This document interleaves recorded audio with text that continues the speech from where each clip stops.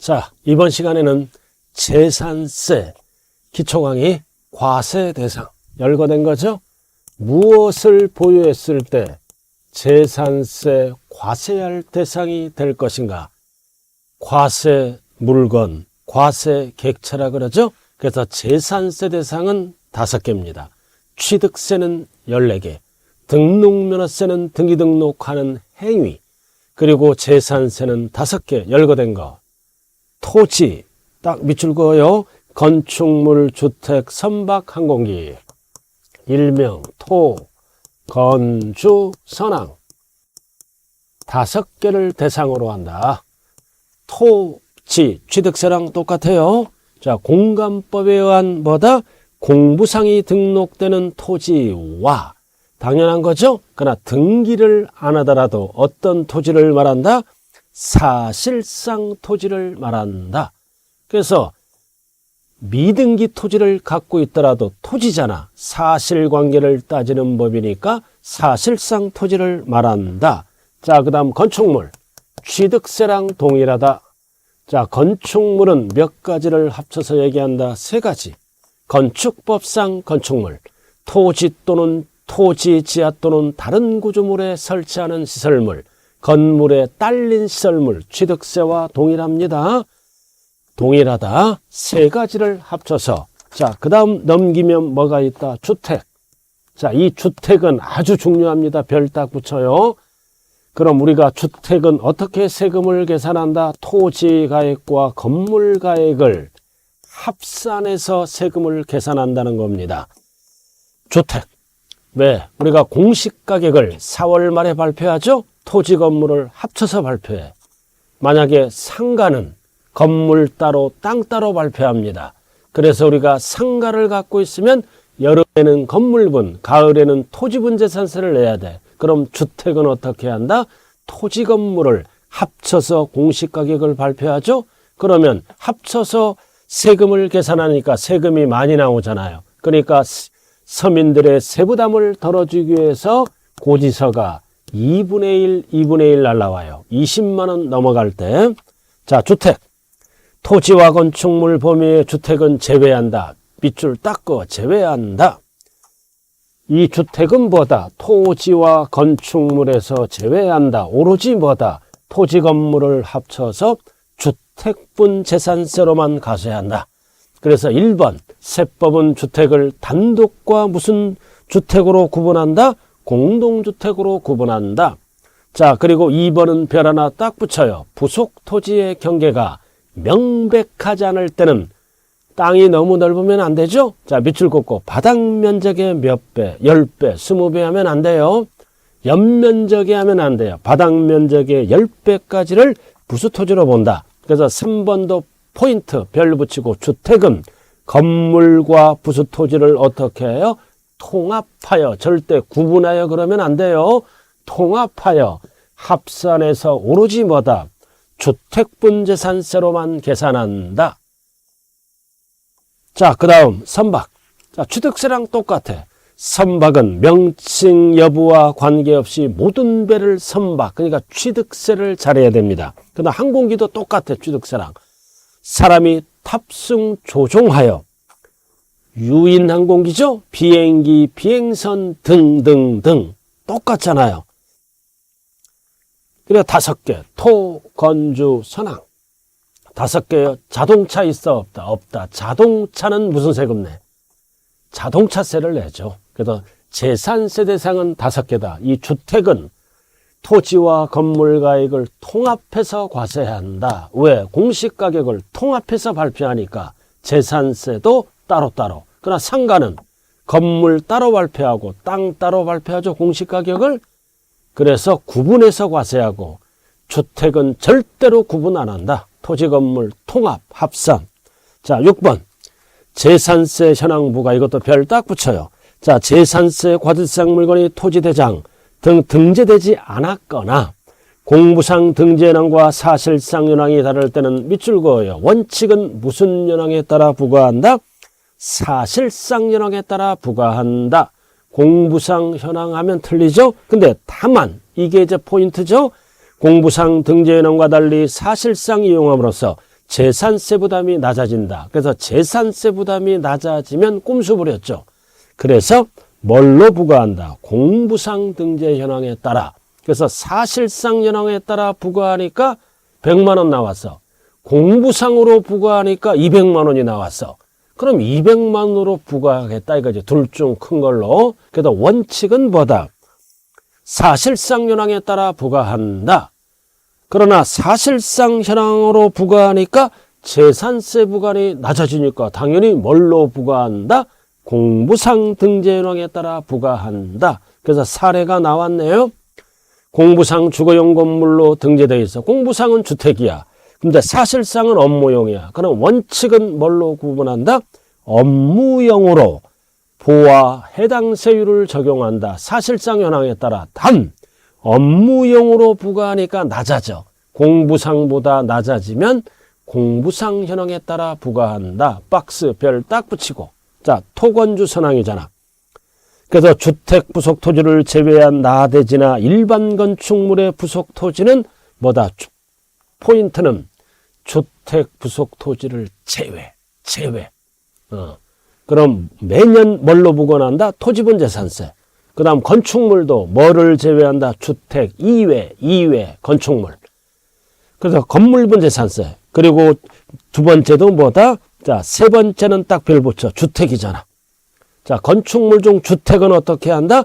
건물과 부속 토지를 통합해서 합산하여 주택분 재산세로 계산한다.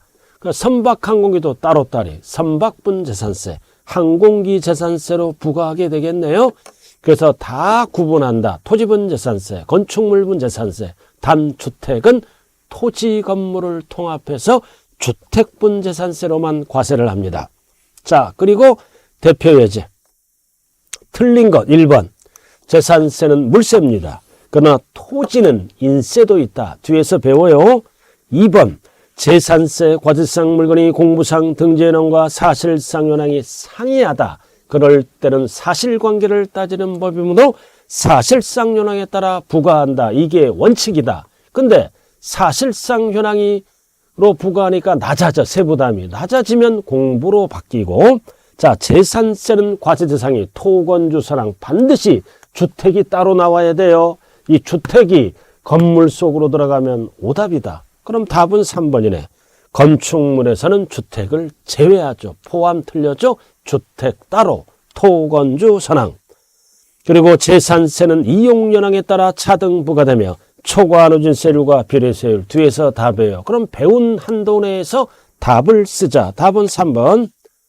토지, 건축물, 주택, 선박, 항공기입니다. 항공기라고요. 자, 그 다음 여기서 우리가 기초과정에서 알아야 될 거는 용어만 알아요. 이 토지분 재산세는 어떻게 구분하느냐? 세 가지로 구분합니다. 그래도 우리나라 국토는 좁잖아요. 토지를 어떻게 이용하느냐에 따라 세 가지 형태로 구분한다. 자, 꼭대기 보면 재산세 과세상 토지는 관할구역입니다. 항상 자기 관할구역 안에 있는 것만 세금을 매겨요. 남이 동네 거는 매길 수가 없다. 서울 특별시다. 그럼 강남구 것만 매겨. 강남구청장이. 그리고 서초구는 뭐다? 서초구청장이 따로 매겨. 왜? 자치구세니까 전국을 대상으로 하지 않습니다. 관할구역 안 자치구요. 자, 법인 소유 모든 토지를 소유자별로. 자, 소유자별로 어떻게 한다? 소유자별로. 자, 이용 현황에 따라 분리 별도 종합으로 나눈다. 그래서 분리 과세하는 토지가 있고, 그리고 별도 합산하는 토지가 있고, 종합 합산하는 토지가 있다. 그럼 두 가지는 합산해. 그럼 합산하니까 시군구의 토지가 여러 개 있다. 합산합니다. 그럼 소유자별로 합산하니까 이해는 인세야. 그럼 분리는 합산이란 말이 없죠? 그럼 따로따로 분리해서 과세. 그러니 이거는 뭐다? 물세가 되는 거예요. 그래서 우리가 재산세 문제를 풀 때 재산가액을 합산하는 거는 이해밖에 없어. 글씨가 합산. 나머지는 다 물세, 물건별로 세금을 매긴다. 그럼 상가가 여러 개 있으면 상가별로 따로따로 매겨. 주택이 여러 개 있으면 주택별로 세금을 매긴다는 뜻입니다. 그럼 기초니까 용어 정리만 알아두면 됩니다. 박스. 과세대상 분류 별 딱 붙여 인류형 종합합산. 합산하니까 세금을 많이 걷겠죠? 누진세율을 쓰고 별도 합산하니까 땅값이 올라가잖아. 땅값이 그러니까 초과 누진세율을 쓰고 분리는 물세니까 따로따로 물건 보고 비례세율을 써서 계산한다. 자, 그럼 이제 분리도 두 가지가 있어.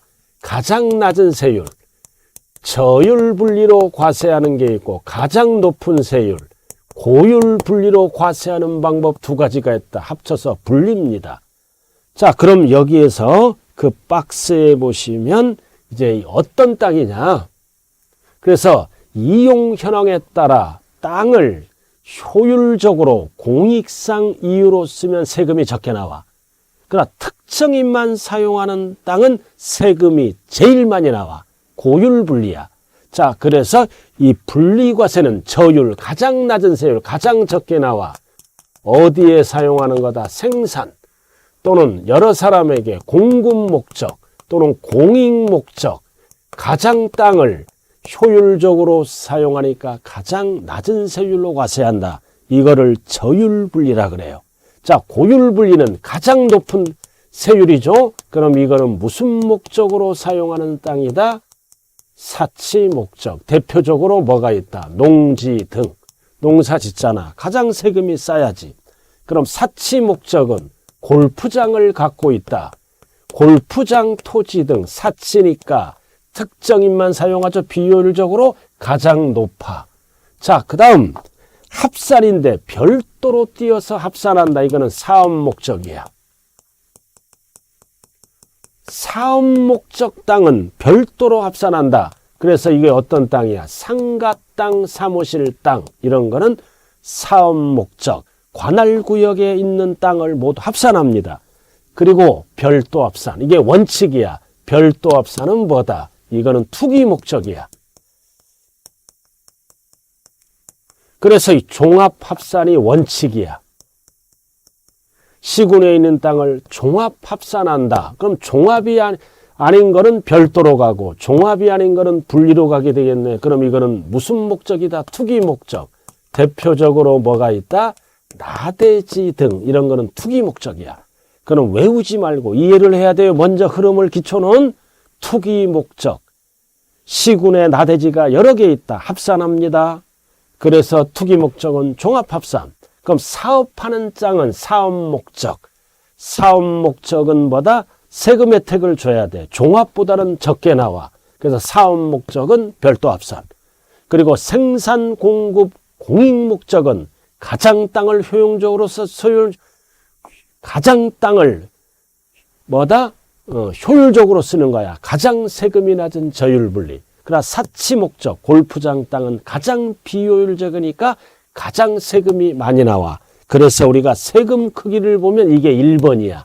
그 다음 종합이 2번이고 별도가 3번. 가장 낮게 나오는 게 저율 분리입니다. 그래서 우리는 기초과정에서는 딱 두 가지만 알아야 돼. 토지는 이용 현황에 따라 종합합산하는 토지도 있고 사업 목적에 따라 별도 합산하는 땅이 있고 그리고 합산하지 않고 공익 목적 그 다음 농사 목적 이런 거는 저율 분리하고 사치 목적은 뭐다? 고율 분리한다. 그럼 토지분 재산세를 과세하는 방법은 토지분이야. 건축물분하면 큰일 나요. 분리, 별도, 종합으로 구분해서 과세한다. 세 가지만 딱 알면 돼요. 그래서 어떻게 알아? 생산 공급 목적은 가장 싼 저율 분리, 사치 목적은 가장 비싼 고율 분리, 사업 목적은 종합보다는 세금을 덜 걷기 위해서 별도 합산, 그 나대지 등은 종합 합산, 그리고 분리가 아닌 건 원칙 종합으로 가고 별도가 아닌 건 원칙 종합으로 간다. 자, 이 정도 기초 용어만 알아두면 되겠네요. 자, 나머지는 다음에 이제 쭉 여러분들이 이제 배우게 되니까 너무 서둘지 말라고요.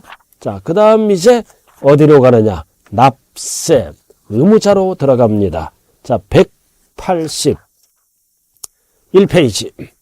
자, 별 딱 붙이고 많이 출제됩니다. 왜 이거 납세무자 출제할까요? 점수 주기 위해서. 그래서 아까 첫 시간에 얘기했죠? 납세무자는 6월 1일 소유자가 1년분을 내는 거예요. 그래서 원칙 181쪽 재산세 납세무자는 밑줄 그어요. 과세 기준을 현재 소유자가 1년치를 낸다. 소유자. 그래서 거주자, 비거주자 구분하지 않고 법인 구분하지 않고 6월 1일 소유자가 국내에 재산이 있으면 열거된 거는 납세무자가 된다. 그래서 원칙은 사실관계를 따지는 법이므로 뭐다? 과세 기준을 현재 누가 납세무자가 된다? 사실상 소유자. 절대 공부상 하면 안 돼요. 사실상 소유자. 그래서 몇 월 며칠 현재? 6월 1일 현재. 현재를 물어보면 납기 개시라면 안 돼요. 과세 기준일 현재.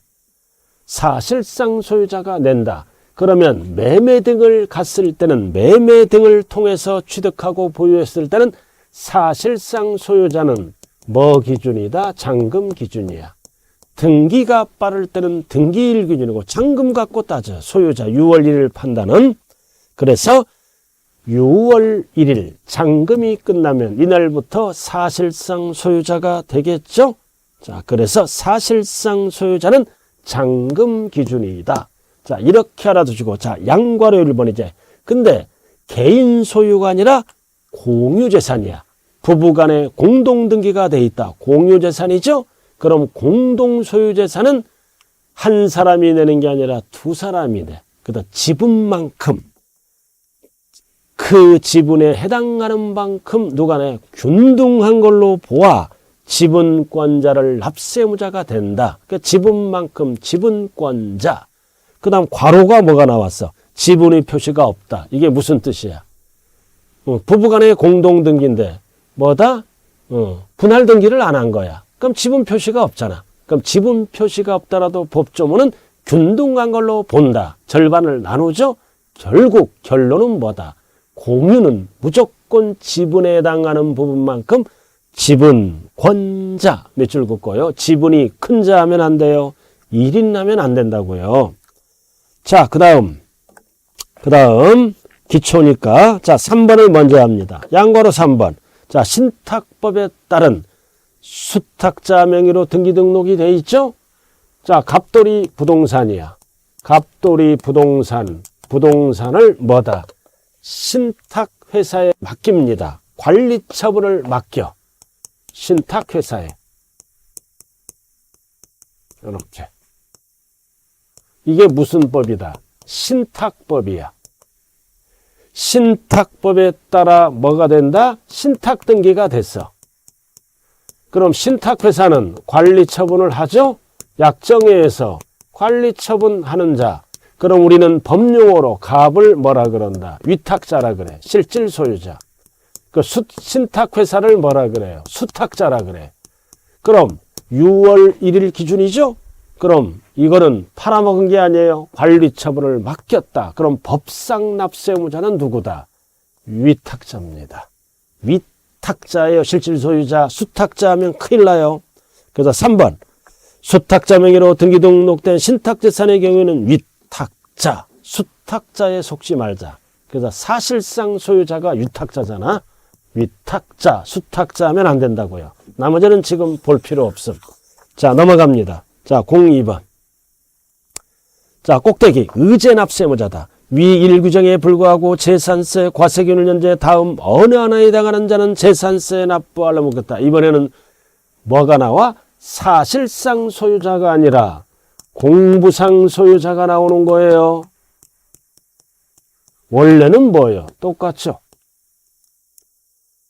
사실상 소유자와 6월 1일 공부상 소유자는 원래는 똑같대. 내가 실질 주인이고 내가 등기부등본상 주인이라고요. 등기사항 전부증명서. 원래 똑같아. 그러나 다를 수가 있다. 다를 수가 있어. 실질 주인은 갑이고 공부상 주인은 을이야. 이렇게 달라. 왜 다를까요? 1번에 소유권 변동. 잔금이 끝나서 소유권 변동. 잔금이 끝나는데 이 녀석이 뭐다? 잔금이 끝났는데 이 녀석이 이 녀석이 이제 매수자죠? 이 녀석이 뭐다? 매도자예요. 팔아먹은 자. 근데 잔금이 끝나는데 갑이 등기를 안 해가. 등기를 안 해가. 그 뜻이에요. 그럼 등기를 안 해가면 매년 고지서는 누구에게 보내? 갑에게 보낼 수 없고 을에게 보내지. 등기를 해야 갑을 알죠. 과세권자가. 잔금이 끝나는데 등기는 안 해가니까 고지서를 누구에게 보내더라? 공부상 소유자에게 보내더라. 이해가 진짜 주인인데. 그래서 공부상 소유자는 억울하면 뭐를 하라? 이해를 신고하라. 그럼 신고하면 사실상 소유자에게 날라가. 근데 신고를 안 해. 신고를 안 하면 자기에게 날라와. 요렇게. 그래서 잔금이 끝나는데 등기를 안 했다. 신고 여부에 따라 납세무자가 달라집니다. 그럼 거기에는 뭐라고 나왔어요? 자, 밑줄 그어요. 신고하지 않았다. 그럼 매도자는 이해가 주인이라고 신고를 해야죠? 안 했기 때문에 모르잖아, 정부는. 그래서 공부상 소유자다. 그래서 신고를 안 해서 사실상 소유자를 알 수 없을 때는 공부상이에요. 공부상. 신고하면 사실상. 자, 그 다음 2번. 자, 상속재산의 주된 상속자네요. 자, 상속이 개시됐다. 그럼 누가 내는 거야? 원래 상속인이야. 그러나 여러 명이 받으면 누가 내는 거야? 상속인, 각자가 내야 되겠죠? 근데 상속인데 원칙은 누가 내는 거야? 상속인이 내잖아요. 여러 명이 받으면 각자가 내. 근데 이 각자는 신고를 안 했어. 그리고 자기 걸로 등기를 안 했어. 엔드 개념이에요. 그래서 여기 뭐라고 나왔어요? 신고를 안 해야 하고. 그 다음 등기가 이행되지 않았다. 둘 다 안 돼 있죠? 이거 어떤 경우예요? 상속재산 분할 중에 있어. 상속재산 분할 중에 있으므로 등기 못하잖아. 신고 못하잖아요. 그럼 이럴 때는 상속인 각자에게 보는 게 아니라 누구에게 보낸다? 주된 상속자란 용어가 등장합니다. 주된 상속자. 주된 상속자에게 고지서를 보낸다. 박스. 주된 상속자는 누구다? 민법상 지분이 가장 높은 사람. 높은 사람이 2명 이상일 때는 누구에게 보낸다? 나이가 가장 많은 사람. 이걸 박스를 합쳐서 5글자로 뭐라 그런다? 주된 상속자. 나이가 가장 많은 사람을 3글자로 줄여서 뭐라 그런다? 연장자. 포인트가 뭐라고요? 신고도 안 되고 등기도 안 됐다. 둘 다 안 됐으므로 상속인을 모르니까 주된 상속자가 납세무자가 된다. 자, 3번. 종중. 자, 종중재산의 공부상 소유자네. 자, 공부상은 뭐야? 개인명이야. 근데 사실상은 종종재산이야. 그럼 제가 아까 뭐라고 그랬어요? 원칙은 사실상 소유자가 내죠? 근데 신고를 안 했네. 종중이라고 신고를 해야 하잖아, 개인이. 그러니까 신고를 안 했으니까 고지서는 매년 누구에게 날라온다? 개인 명의, 즉 공부상 소유자다. 그래서 신고를 아니하면 항상 공부상 소유자, 신고하면 종중, 사실상 소유자로 바뀌게 되겠죠? 그리고 양괄호 4번은 별 하나 딱 붙여. 매수계약자. 매도하면 안 돼. 매수계약자. 이게 무슨 뜻이냐? 국가 등 연부거래했어. 연부. 연부는 계약서를 2년 이상 쓰는 거예요. 그리고 무상사용권을 부여받았다. 그럼 이렇게 3가지가 동시 충족되면 매수계약자가 납세할 의무가 있습니다. 그래도 국가 등으로부터 100억짜리 부동산을 취득하는데 계약서를 5년 썼어. 2년 이상 쓰면 세법에서 연부라 그래요. 그럼 5년 동안 나누어서 내는 거야. 5년 동안. 연으로 나누어서 지급한다. 5년. 그럼 1년에 얼마다? 1년에 20억씩. 20억. 원칙은 5년이 돼야 내 거야. 근데 이거는 뭐다? 세금을 빨리 걷기 위해서 한 번 냈어. 연마다. 한 번 내고, 한 번 내고, 한 번 내고, 한 번 남았네. 잔금이 남았어요. 그럼 이 상태에서 뭐다? 매수계약자가 무상사용권을 부여받은 거야. 매수계약자가. 갑돌이가 연부로 취득했어요. 갑돌이가 무상사용권을 부여받았다. 그럼 잔금이 남았죠. 소유권은 누구 거야? 국가야. 그 잔금이 남았잖아. 내 거, 갑계 아니잖아요.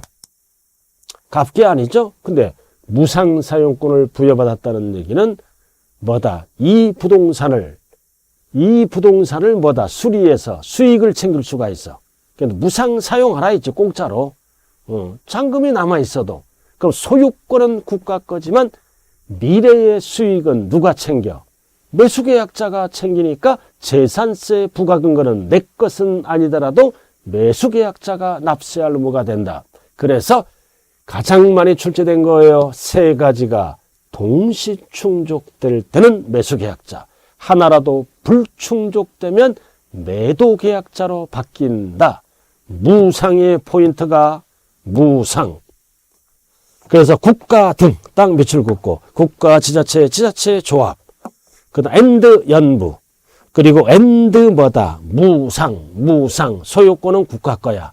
그러나 매수계약자, 매수자가 아니죠. 계약만 했잖아. 지금 잔금이 끝나야 매수자예요. 그래서 매수계약자는 납부할 의무가 있다. 그 뜻이에요. 요거 딱 세 가지. 그럼 나머지는 읽어보면 돼. 자, 183 사업시행자 오른쪽. 자, 환지 방식. 환지 방식에 의해서 환지 받으면, 환지는 뭐다? 원칙이 뭐다? 권리면적만큼 받으면 세금이 없어. 근데 환지 방식에 의한 건데 어떤 땅을 얘기하는 거예요? 환지로 정하지 아니한 땅. 밑줄 그어요. 채비지, 보류지.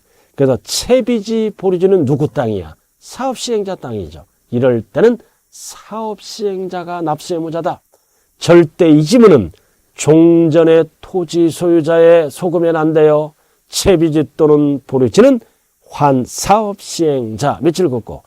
자, 외국으로부터 수입합니다. 뭐를? 항공기와 선박. 부동산은 수입할 수 없어요. 그럼 수입하면은 내 것이 아니잖아. 누구 거야? 외국인 거지. 그러나 수입하는 자가 미래의 이득을 챙기잖아. 수익력. 내 것은 아니더라도 이득을 챙긴다. 미래의 수익을 챙기는 자가 재산세를 낸다. 그래서 외국자가 들어가면 누가 납세 의무자다? 사용자가 아니라 수입하는 자. 자, 그 다음 사용자. 자, 과세 기준을 연재 밑줄 그어요. 귀속이 분명하지 않다. 그럼 무슨 뜻이에요? 이 재산이 소송 중에 있어. 그럼 소송 중에 있으면 판결이 안 끝났죠? 귀속이 불분명해. 또는 재산의 소유자가 행방불명돼.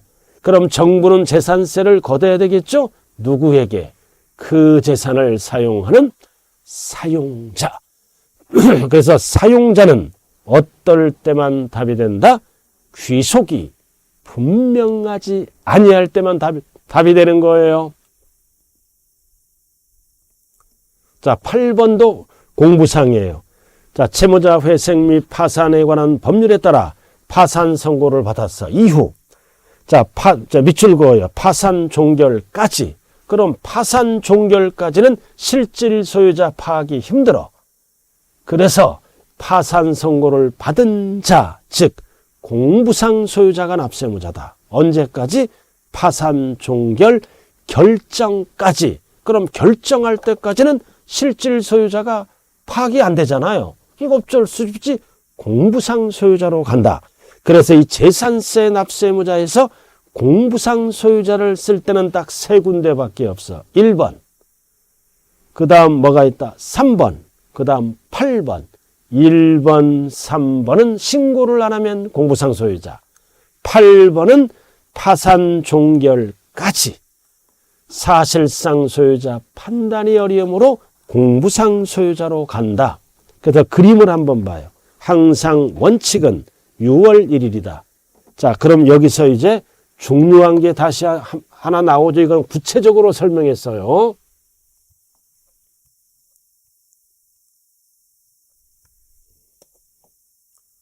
자, 1년.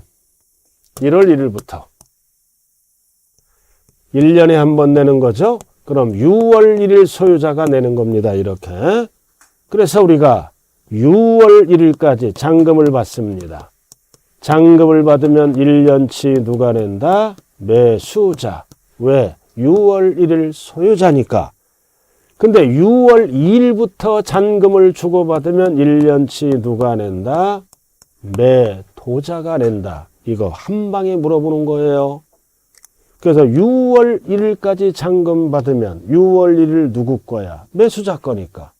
그 다음 6월 2일부터 잔금을 받고 팔더라도 6월 1일 소유자는 누구 거여서? 매도자 거야. 그래도 6월 1일까지는 매수자. 왜? 매수자 거니까. 6월 2일부터 팔더라도 뭐다? 누가 내는 거야? 매도자. 왜 매도자야? 6월 1일 주인이기 때문에. 자, 그래서 거기 박스에 나왔다. 6월 1일까지는 사실상 소유자는 누구다? 매수자가 내는 거야. 6월 1일까지. 그럼 6월 1일 이후부터 6월 2일부터는 누가 낸다? 매도자. 왜 매도자야? 6월 1일 주인이었기 때문에. 그래서 우리가 파는 입장은 언제까지 팔아야 돼? 언제까지 잔금을 봐야 돼? 파는 입장. 여러분들이 아파트를 파는 거야. 그럼 6월 1일까지 잔금 받아야지. 그러면 매수자가 1년치 내는 거야. 그러니까 사는 입장은 언제 잔금을 치러야 돼? 사는 입장은 여러분들이 집을 살려고 그래. 6월 2일부터 잔금 치러야 돼. 그러면 매도자가 내는 거야. 매도자. 자, 오늘 12월이야. 12월 달이야. 12월 달에 사고 팔려면 1년치 누가 내? 12월이야. 그럼 6월 1일 기준이니까 매도자가 내지. 그래서 6월 1일까지는 매수자. 6월 2일부터는 1년치 누가 낸다? 매도자. 그래서 6월 1일 소유자가 낸다. 그 다음 예외는 공부상 소유자. 자, 나왔잖아. 자, 잔금이 끝났다. 5월 28일. 그럼 1년치 누가 내? 매수자가 내죠? 매수자가 내야 될 거 아니에요. 근데 옆에 보면은 신고를 안 했어. 그럼 신고를 안 했잖아. 그럼 누가 내야 되는 거야? 공부상 소유자. 그럼 신고하면 누가 낸다? 사실상 소유자. 그다음 잔금 기준이에요. 이거는 무슨 뜻이다? 잔금이 끝나는데 등기를 안 해가. 그럼 등기를 안 해가니까 사실상 소유자를 모르잖아. 모르니까 신고하라. 그럼 신고하면 공부상. 안 하면 신고하면 사실상 소유자. 신고를 안 하면 정부는 실질 소유자를 모르죠. 공부상 소유자가 납세의무자가 됩니다. 그리고 그 박스에서 전료를 꼭 기억해. 헷갈리면 안 돼요. 5월 31일 날 팔면 1년치 누가 내? 매수자. 왜? 이날부터 매수자 거잖아. 그러니까 6월 1일도 매수자. 6월 3일 날 팔면은 이날부터 누구 거야? 매수자지. 그럼 6월 3일 날 팔면은 1년치 누가 내야 돼? 6월 1일. 매도자가 내는 거예요. 그래서 결론 1일까지는 수자, 2일부터는 도자. 딱 이렇게 정리해 주시기 바랍니다. 자, 그 다음 이제 마지막 파트가 이제 납세 절차가 아주 좀 길고 복잡합니다. 자, 197쪽으로 들어갑니다. 197로 들어가네요. 자, 부가징수 납세 절차죠? 자, 과세 기준일은 몇 월 며칠? 6월 1일. 그리고 납기 별 딱 붙여요. 이제 고지서가 날라오잖아요. 납기는 뭐의 약자다? 납부 기간의 약자야. 납기. 그래서 정기부는 약 보름이야. 그래서 토지는 9월 16일, 9월 말일. 건축물은 7월 16일, 7월 말일. 절대 뒤바뀌면 안 돼요. 왜 토지가 9월이야? 아까 토지는 합산나는 땅도 있었죠? 합산하다 보면 늦어져. 건물은 합산 안 하잖아요. 그러니까 토지는 9월 16일, 말일. 건축물은 7월 16일, 말일. 뒤바뀌면 안 돼요. 나왔다. 주택. 아주 중요하죠. 공시가격으로 부과하잖아. 그러다 2분의 1은 7월 16일. 나머지 2분의 1은 9월 16일. 단 주의하자. 밑줄 그어.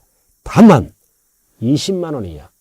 20만 원 이하는 한꺼번에 7월 16일부터 7월 말일까지 부가징수할 수 있다.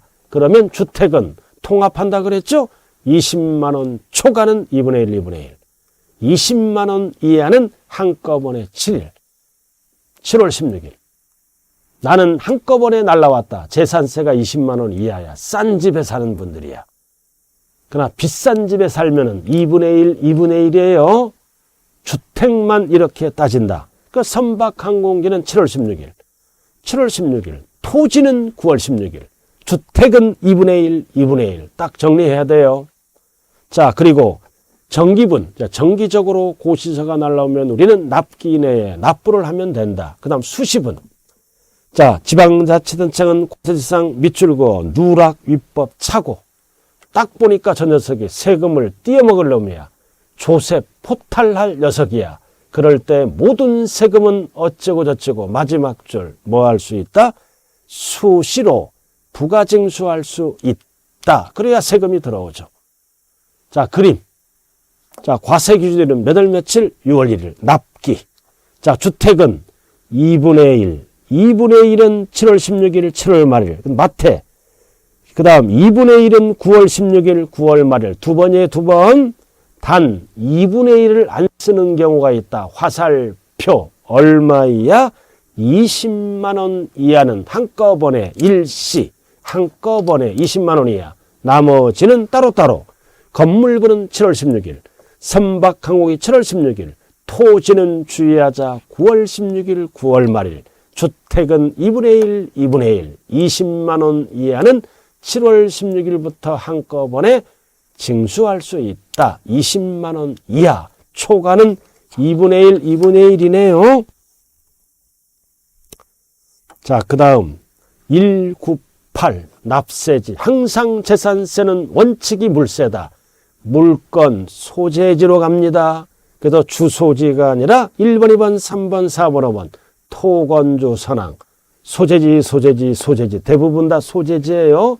항상 시험은 토지건축물 주택 위주로 나와. 선박항공기도 원칙은 소재지다.